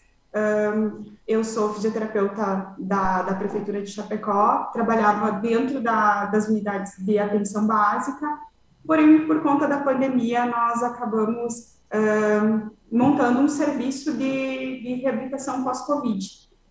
Eu vou falar, então, do relato da experiência, que foi a montagem desse serviço na cidade de Chapecó. Como vocês devem ter conhecimento, Chapecó sofreu um aumento de casos muito grande de Covid entre janeiro e março desse ano. O auge, chegamos a ter 5.500 casos ativos de Covid. na maioria desses casos, houve necessidade de internação, pois era uma cepa extremamente agressiva, o que gerou, na verdade, para nós uma demanda de acolhimento e tratamento desses pacientes quando eles foram dando alta, né? Então, como não existia, né, um serviço pós-Covid em Chapecó, foi pensado na montagem desse ambulatório que conta com profissionais de várias áreas como ficamos no mesmo espaço, então isso auxilia muito na questão de atendimento desses pacientes, né? Dentro desse serviço, montamos, então, a clínica de fisioterapia pós-Covid, né? Como vocês podem ver, é um local que foi adaptado, ele fica no centro de eventos de Chapecó, que serviu como enfermaria, mas no momento estamos utilizando para esse ambulatório, e ali montamos o que julgamos necessário para fazer a reabilitação desses pacientes, pois, como não existem estudos ainda de reabilitação fisioterapêutica no pós-Covid, então, pensamos na fisiologia do que estava acontecendo e montamos um serviço para tentar contemplar esses pacientes, né, tratar esses pacientes de forma efetiva. Então, parte dos pacientes que foram dando alta são idosos, né, e as principais alterações observadas dentro do serviço, pela avaliação inicial que fizemos desses pacientes, foram repercussões cardíacas muito importantes, então, eles vêm descompensados de pressão arterial sistêmica, frequência cardíaca de repouso alterada, arritmias, disrítmicos, várias situações que vão afetar na reabilitação deles. Desculpa, também gostaria de falar sobre a questão circulatória do risco de trombose ainda no pós-Covid, né? Os pacientes vêm para a avaliação fisioterapêutica com exames laboratoriais indicando risco de trombose, como o número de plaquetas ainda aumentadas até 90 dias após a infecção, ou a alta, né, desse paciente, em casos mais graves, de dímero D alterado. Então, vários marcadores laboratoriais que vão nos indicar que esse paciente pode ter um evento trombolítico, né? Então, todos os dias esse paciente ele é avaliado, né? A gente faz o questionamento, como ele está se sentindo, se teve edema em membros inferiores, avaliamos avaliamos esse paciente para realmente a gente descartar eventos trombolíticos, né, que no pós-Covid. As repercussões pulmonares, esse paciente vem com a respiração bem encurtada, um padrão respiratório apical. Então, ele não faz rebaixamento de cúpula diafragmática na inspiração, como deveria, por diversos fatores, né? Uma, porque eles têm muito medo, eles ainda vêm muito traumatizados da questão de respirar e a saturação baixar, não conseguir ofertar o oxigênio que eles precisam, então eles vêm com a respiração curtinha. Isso impacta muito na questão de expansão pulmonar, então a gente vai trabalhar essa questão. Esses pacientes, eles vêm dentro dos exames de imagem, a gente consegue verificar estrias, atelectasia, aprisionamento de ar, focos de inflamação ainda após a deshospitalização. Nas repercussões musculoesqueléticas, o que mais observamos dentro do serviço foi a questão da sarcopenia, né, que ela está diretamente relacionada ao acamamento, à hipomobilidade, e junto com elas, com as úlceras de pressão, que elas também vão repercutir na parte de reabilitação física desse paciente, né? Um paciente com uma úlcera de pressão, uma lesão por pressão muito profunda, nós temos uma dificuldade muito grande em mobilizar, né? Ele vai sentir dor, então precisamos auxiliar nesse momento a equipe que trata. Em Chapecó nós temos um setor de feridas crônicas que acompanha esse paciente após a hospitalização, porém nós precisamos auxiliar eles, né? Nesse momento, estamos utilizando dentro da clínica, a doutora Juliana, com certeza, ela deve compartilhar, né, da questão do laser, né? Nós temos os recursos fototerapêuticos que auxiliam no fechamento dessas escaras, aceleram, né, a cicatrização, e isso acelera também o processo de reabilitação física desse paciente. Temos também observado a questão de repercussões neurológicas. Então, são pacientes que eles vêm com a questão da polineuropatia, muitos exacerbados, por conta até do período que ficaram intubados com neurobloqueadores, como já vimos outros colegas falando sobre essas questões, né? Muitos relatos de tontura, perda de equilíbrio, perda de coordenação motora, e então a reabilitação cardiorrespiratória, ela vai passar por todos esses itens, né? E precisamos, para conseguir uma reabilitação efetiva, precisamos auxiliar em sanar todas essas questões que o paciente pós-Covid e o idoso eles trazem, e elas são muito visíveis, né? E elas vão interferir nessa reabilitação. Dentro da avaliação fisioterapêutica, então, nós vamos priorizar, né, a princípio, a história pregressa desse paciente.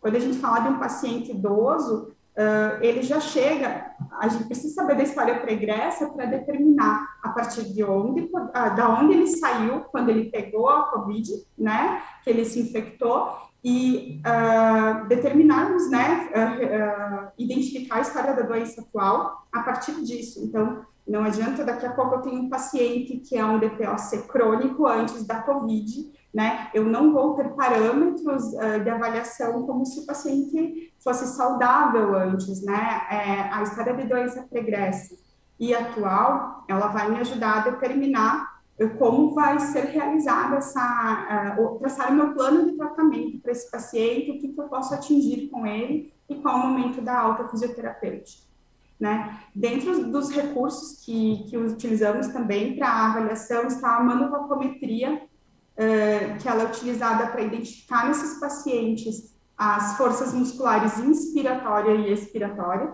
e o peak flow, que é o pico de fluxo. Uma coisa muito interessante que nós observamos nesses pacientes que estão vindo para a clínica, os pacientes que ficaram em intubação, que ficaram em ventilação mecânica, eles apresentam uma manovacometria muito baixa do valor predito para eles. Então, assim, eles vêm com uma força 60%, 50% menor do que deveriam ter no seu cálculo de força predita, né? Porém, no peak flow, que é o pico de fluxo, que vai avaliar algum distúrbio obstrutivo pulmonar, ele não vai apresentar grandes alterações. Acredito, claro, pela manutenção de PIP desse paciente, da pressão, durante o período que ele esteve entubado. Já os pacientes que não passaram por intubação orotraqueal, eles vêm com os dois parâmetros, tanto de força quanto de pico de fluxo, eles já vêm alterados, eles vêm reduzidos para o valor predito, né? Só lembrando que esses valores, eles são individualizados, existem fórmulas que nós utilizamos para determinar, de acordo com altura, gênero, peso do paciente, o que ele deveria estar fazendo. Então, são pontos da nossa avaliação que são fundamentais também para nos guiar para a avaliação, para o tratamento desse paciente. Ainda dentro da avaliação fisioterapêutica, nós temos o teste de caminhada de 6 minutos. Nesse teste, colocamos o paciente para caminhar, mesmo que ele utilize algum dispositivo auxiliar na deambulação ou oxigênio, ele vai percorrer é um corredor que pode ter 15 ou 30 metros, né, que é o que a literatura sugere, e ele vai, por 6 minutos ininterruptos, caminhar por esse corredor, para avaliarmos como ficam, principalmente, a questão de frequência cardíaca, saturação de oxigênio no sangue e a escala de Borg, que é a avaliação subjetiva desse paciente quanto à fadiga e dispneia durante o exercício. Então, ele é muito valioso para a fisioterapia, porque geralmente o paciente vem e ele é avaliado sentadinho, né? Colocamos o oxímetro, ele está lá no pós-Covid saturando 96%, 98%. Colocamos esse paciente em pé para caminhar. Alguns chegaram a saturar 82, 86, precisando fazer até uma suplementação de oxigênio, né? Então, dentro do teste de caminhada também existe um valor predito, individualizado, que vai levar em consideração peso, altura, e gênero desse paciente. Idade também. Nesse teste, então, ele deve fazer o mínimo de metragem para ser considerado um teste normal, né? Sem uma grande alteração de frequência cardíaca e saturação, e quando houver com uma remodelagem adequada após o segundo minuto. Outro teste funcional que nós utilizamos na avaliação em idosos é o TUG, né, ou Time Up and Go. Ele parte do princípio que o paciente vai sair de uma posição sentada, caminhar por um corredor de 3 metros e retornar. Esse paciente, ele deve fazer esse percurso por, no máximo, 10 segundos, né? Se ele passa de 10 segundos, ele já vai apresentar algum grau de risco de queda. E com idosos, isso é extremamente preocupante, né? Temos avaliado que os nossos pacientes da clínica, eles vêm já com riscos de queda moderado, né? Ultrapassando os 10 segundos que seriam normais.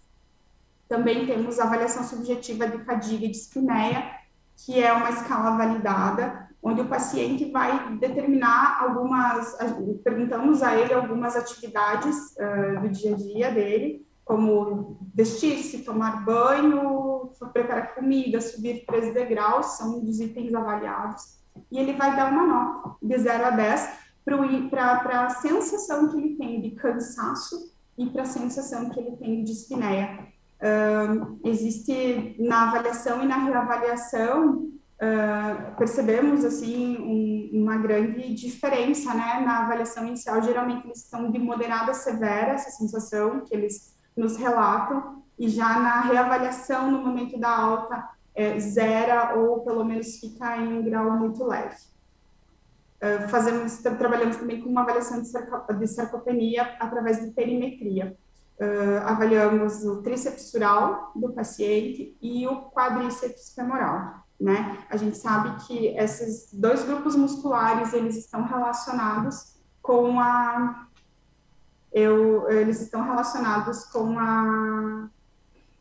desculpa, a avaliação, eles estão relacionados com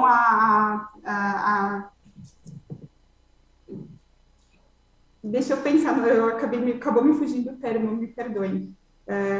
Com a autonomia desse paciente, desculpem, né? Os 2 estão relacionados com a autonomia desses pacientes e a independência deles na realização das atividades de vida diária.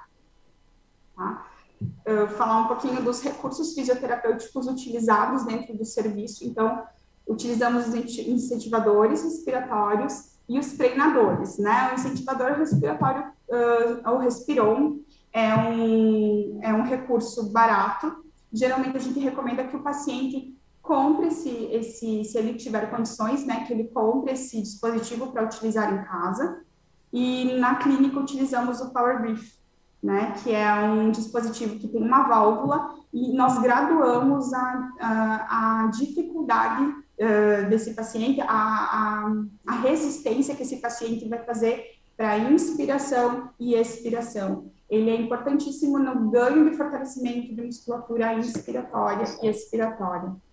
Também temos o treino de padrões respiratórios, então a gente vai ensinar esse paciente a respirar novamente com rebaixamento de cúpula diafragmática e associado à expiração com freno labial, que vai manter, mesmo na expiração, uma pressão intratorácica, né? sempre associando a cinesioterapia, ou seja, um movimento, né? Ele vai trabalhar com elevação dos braços durante a inspiração e flexão na expiração, sempre associando, lembrando ele da importância da respiração adequada.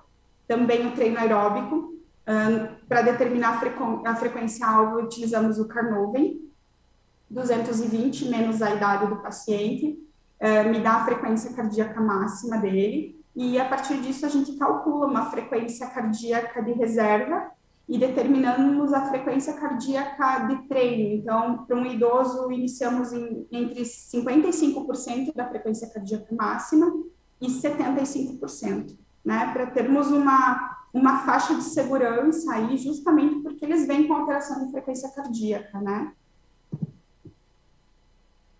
Ainda dentro dos recursos fisioterapêuticos na clínica, vamos utilizar treino de resistência e força muscular, halteres, faixas elásticas, o próprio peso do paciente como resistência, treino de equilíbrio e propriocepção, então treino de marcha, treino unipodal, com os olhos fechados, vão auxiliar em superfícies instáveis, vão auxiliar esse paciente no treino do equilíbrio, e os alongamentos de cadeia muscular respiratória, né? A gente sabe que os idosos, eles já vêm com comprometimento, uma rigidez torácica já grande, e isso também vai dificultar na reexpansão pulmonar, né? Em toda a questão de dinâmica respiratória. Ainda dentro dos recursos fisioterapêuticos que utilizamos dentro da clínica, nós vamos ter a VNI. Hoje nós utilizamos, a Prefeitura Municipal de Chapecó nos cedeu 3 aparelhos, como vocês estão vendo, são ventiladores mecânicos de transporte da Vaiare, e eles possibilitam que a gente trabalhe com ventilação não invasiva, né, por pressão, então no modo CPAP ou NPPV. Ele vai possibilitar que pacientes que saturam durante um treino aeróbico, eles mantenham uma saturação e uma frequência cardíaca normal, né, porque eles vão ofertar para esse paciente, ele vai ofertar para esse paciente que o oxigênio que ele precisa, geralmente utilizamos o mínimo de fração inspirada de O2 possível, 21%, e vai manter esse pulmão aberto durante a atividade, evitando que ele entre em broncoespasmo. E também vai controlar a frequência cardíaca para que ela não tente compensar a dessaturação, né? Isso é algo novo, foi pensado, não temos uma bibliografia ainda completa sobre isso, foi muito difícil encontrar algumas indicações, encontramos serviços no Brasil que iniciaram a utilização, utilizamos com critério ela, né, porque realmente não temos uma bibliografia no pós-Covid que fale sobre ela, mas a gente sabe do benefício da oferta de oxigênio e muitas vezes de pressão na reexpansão pulmonar desses pacientes, e temos tido resultados excelentes. Eu trouxe aqui uma tomografia de uma paciente idosa que entrou no serviço 3 meses após a infecção. Ela demorou um pouco para chegar no serviço, mas na primeira imagem vocês vão enxergar, então, estrias, atelectasias, pontos de aprisionamento de ar e ainda assim focos de inflamação, né? Após 20 sessões de fisioterapia, utilizando a VNI, utilizando a pressão com uma PIP entre 5 e 8 centímetros de H2O, vocês vão ver que houve uma redução dos estriamentos, houve uma redução dos focos inflamatórios, até porque a pressão que a gente coloca lá dentro do pulmão desse paciente vai diminuir o shunt pulmonar que pode ser ocasionado pela inflamação. E então, claro, é um paciente que vai ficar com sequelas porque esteve muito grave, mas a gente, na alta, é uma paciente que já não falava, não descrevia mais falta de ar ou episódios de broncoespasmo e conseguia fazer a faxina de toda sexta-feira sem uma grande repercussão. Não conseguia subir os degraus da escadaria da casa dela, estava domiciliada na parte de baixo da casa, e após a fisioterapia e o acompanhamento multiprofissional do ambulatório, uma paciente que teve sua vida normal, encaminhamos para um serviço de reforço muscular após o Covid, e hoje ela faz academia sem grandes repercussões, né? Adaptou-se às sequelas, mas teve uma melhora bem interessante.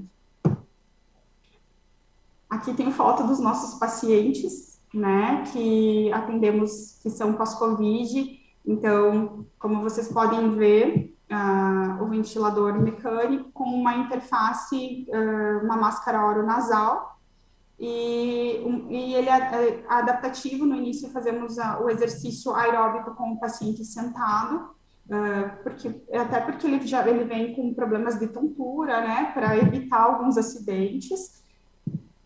E mais tarde, evolução dos exercícios ao longo do tratamento, paciente em pé, caminhando, muitas vezes correndo, marcha estacionária na cama elástica, onde eu consigo chegar na minha frequência cardíaca de treino, né, para promover uma adaptação cardiorrespiratória, e esse paciente não dessatura.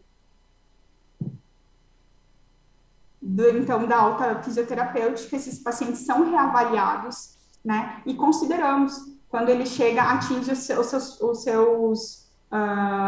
seus valores preditos, naqueles pontos que eu explanei para vocês. Então, peak flow, manovacômetro, teste de caminhada, quando eles se tornam satisfatórios, o paciente ele já não relata mais as queixas iniciais, então nós damos alta para ele, encaminhamos para um serviço que ele possa dar continuidade, então, pilates ou academia, ou o que ele entender que ele vai conseguir manter, que sabemos que a partir, como a doutora Ana falou, que a atividade física agora ela é indispensável, imprescindível, né? Então, o paciente reabilitado deve manter a atividade física.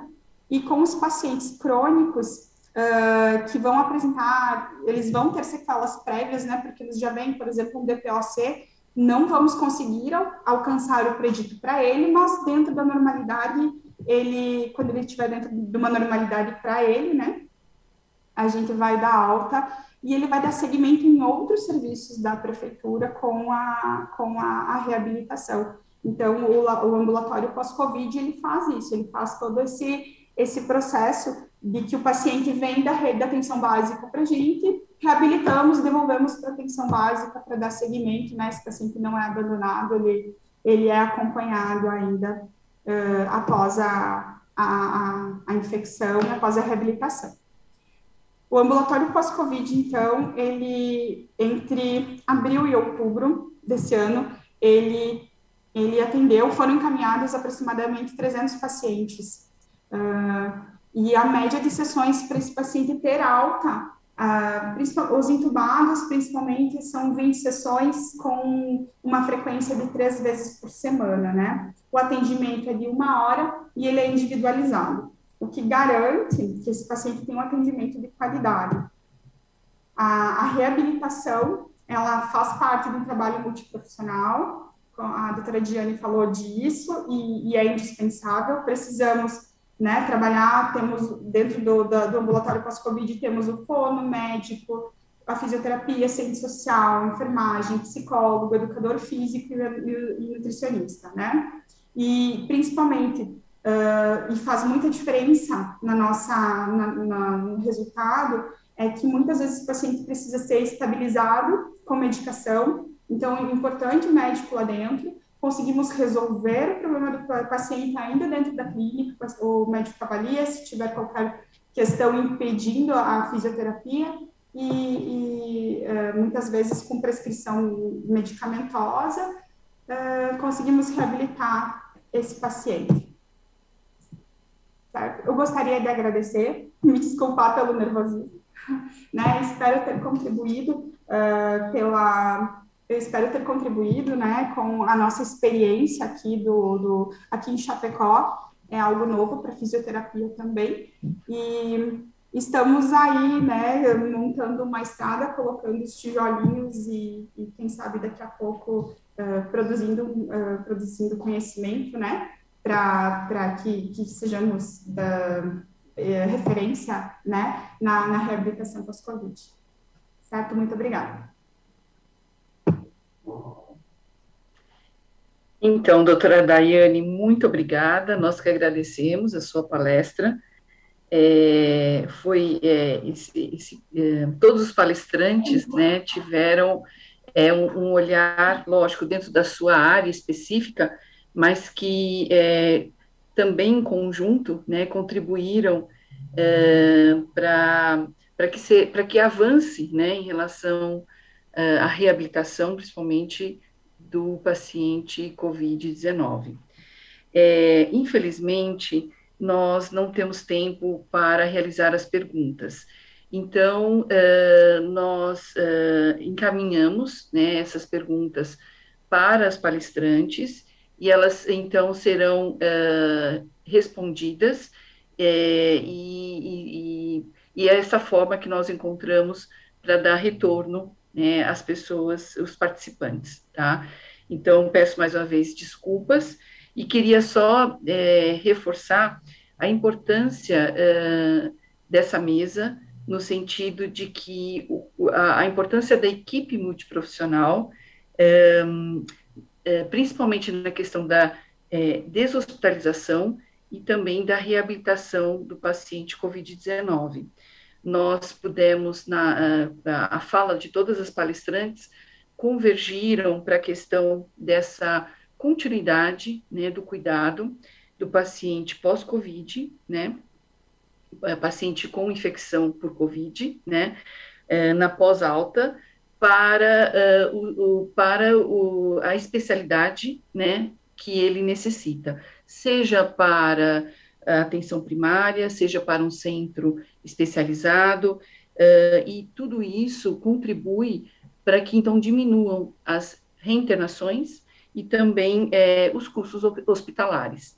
Então, essa continuidade, né, do cuidado de todos os profissionais e essa integração, né, com certeza minimizará problemas ou sequelas que poderiam ser muito mais graves, né, e que nós acreditamos, enquanto profissionais, que isso terá uma grande contribuição para que não aconteça isso, tá?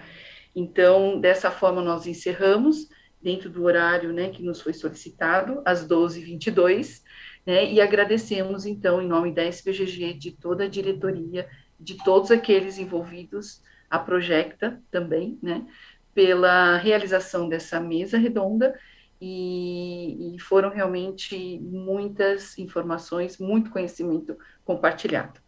Então, agora nós faremos um intervalo. Esse intervalo ele será das 12h22 até as 13h30.